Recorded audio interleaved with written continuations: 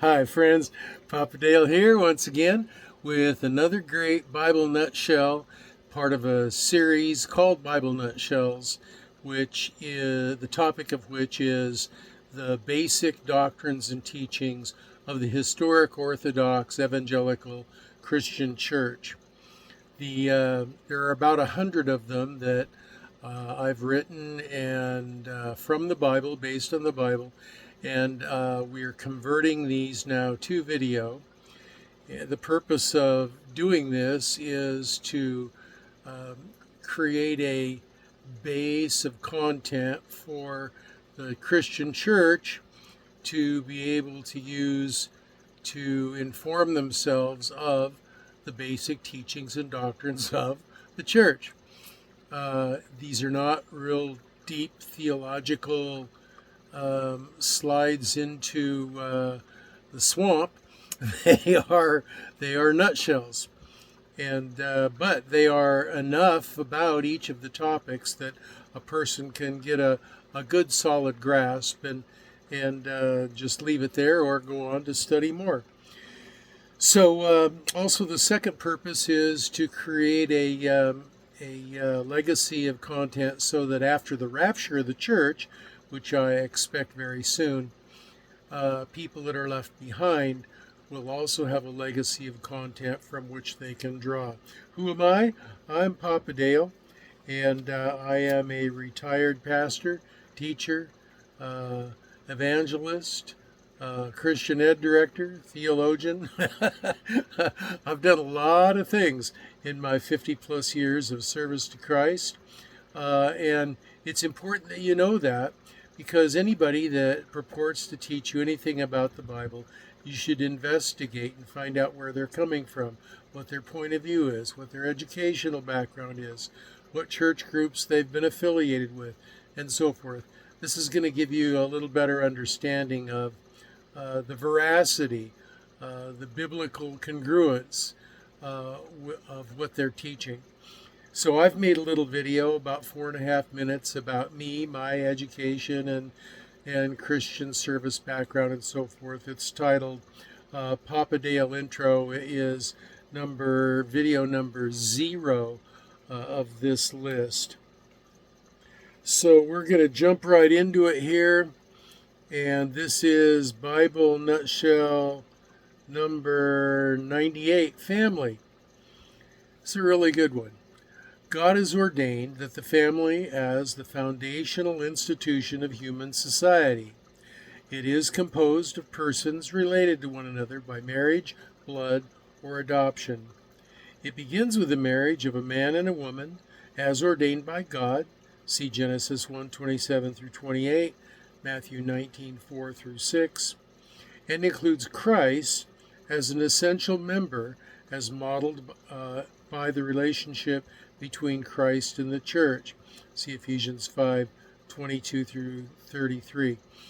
You see, the Christian model of marriage is 3 people, husband, wife, and Jesus.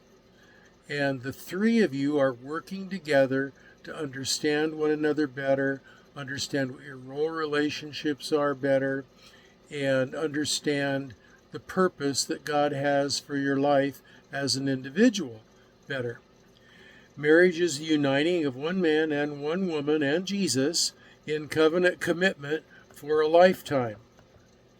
Jesus Christ taught that marriage is holy and essential to God's plan. Quote, "But from the beginning of the creation, God made them male and female. For this cause shall a man leave his father and mother and cleave to his wife, and the twain shall be one flesh. So then they are no more twain, but one flesh. What therefore God hath joined together, let not man put asunder." Mark 10:6 through 9.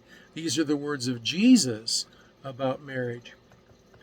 Marriage is God's unique gift to reveal, 1, the union between Christ and his church, 2, to provide for the man and woman in marriage the framework for intimate companionship, 3, the channel of sexual expression according to biblical standards Hebrews 13:4, and 4, the means for procreating of the human race. The husband and wife are of equal worth before God, since both are created in the image of God. The marriage relationship models the relationship within the Godhead, that is, the division of primary roles and responsibilities of the persons of the Father, Son, and Holy Spirit. It further demonstrates that the way God relates to his people. A husband is to love his wife as Christ loved the church.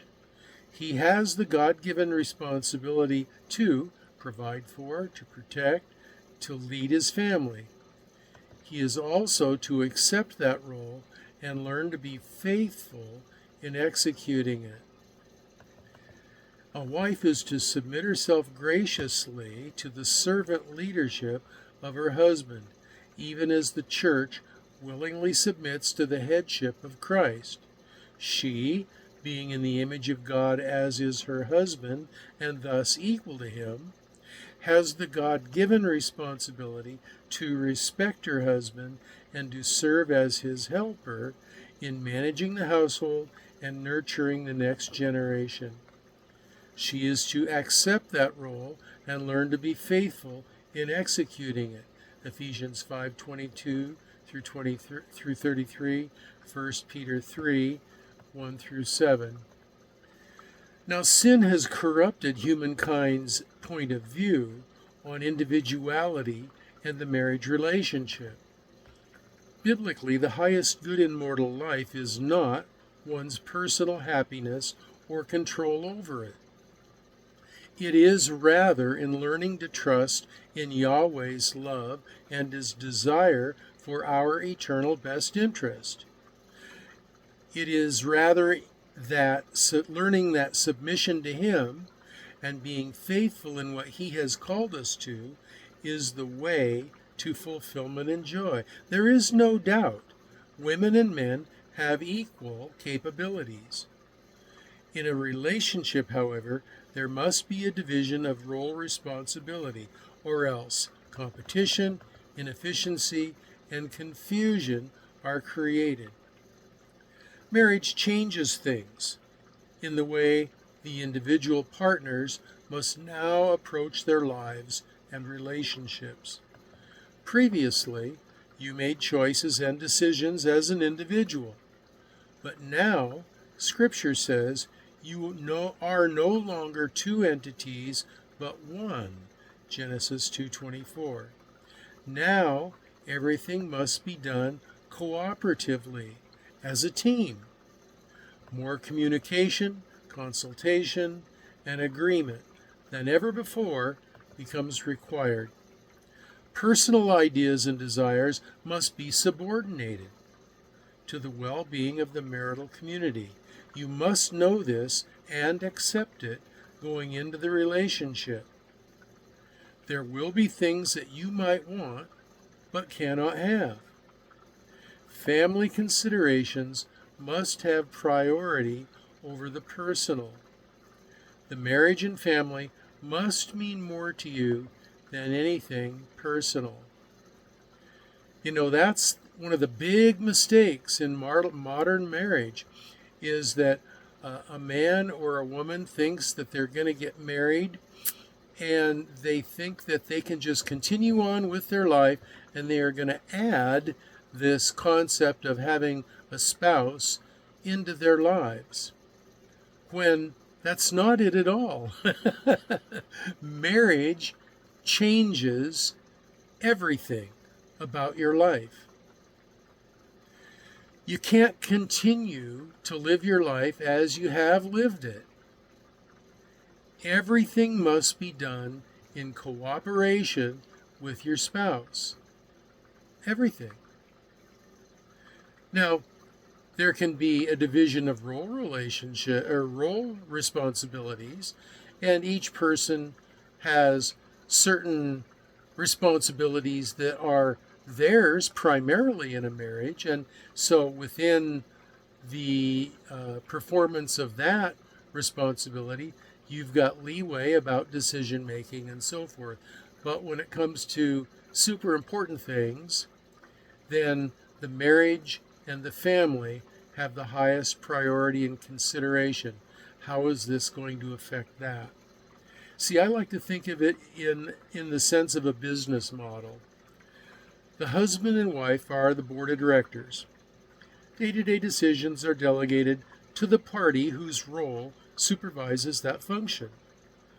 The agreement going in must be for unanimous consent for the making of major decisions. If agreement cannot be reached, the decision is postponed or abandoned. But if that decision is extraordinarily impactful on the family, the husband has the responsibility to decide. This should be a very rare circumstance, however. Now, very often husbands like to think of themselves as, well, I'm the leader. God made me the leader. You have to submit, woman, submit. That's not a biblical idea of marriage or of the way a husband is supposed to behave. A husband is supposed to sacrifice himself for his family, like Jesus sacrificed himself for the church. And so let's say that you're thinking about moving and getting a new house, okay, or getting a new car. And one day the husband just comes home and says, well, I bought a new house for us. Aren't you happy? And the wife is probably going to go, what? I'm not happy. Why didn't you talk to me about it? Or the same with maybe a car. Wife comes home and says, hey, I stopped in at the car dealership and I signed my name to this paper that obligates us for $500 a month payments for this new car that I just bought for our family. Isn't that great? We need this new car. No. These kinds of major decisions have to be made cooperatively. Now, if there's something that's life-threatening about a decision and you can't come to a decision cooperatively, then Scripture says that it is the ultimate final responsibility of the man, of the husband, to make the decision. But up until that kind of time, that kind of point, then everything must be done cooperatively, with the marriage and the family being the highest priority. How is this decision going to affect the marriage and the family? Now that includes the children. The needs of the children must be considered within the decision-making process as well. Children are to be protected and nurtured as a blessing and heritage from the Lord. Our sinful and selfish culture values personal rights so much more highly than the life of an embryonic baby. It's disgusting. It's an abomination. The drive of the flesh towards pleasure and the rejection of responsibility has led to the murder of over 60 million innocent babies by abortion from 1973 through 2022 in America. This is absolutely unforgivable, and America will pay a price for that. Most practicing Christians hold to the belief that the true human life, or what theologians call ensoulment, begins at conception. Some say at zygote implantation in the uterine wall. Nearly all agree that at least from about 3 weeks of gestation, the evidence for this last position being that the baby begins to produce blood as an embryo at about 3 weeks, and therefore becomes a living being according to Leviticus, quote, for the life of the flesh is in the blood, Leviticus 17:11. No one disputes that children are the repository of the physical and spiritual future of humanity. They are also the means for the transmission of information, culture, and especially the knowledge of Yahweh. There are many teachings in Scripture that emphasize this. Quote, train up a child in the way he should go, and when he is old, he will not depart from it. Oh, I lost my place. Proverbs 22:6. Chasten your son, quote, chasten your son while there is hope, and do not set your heart on his destruction.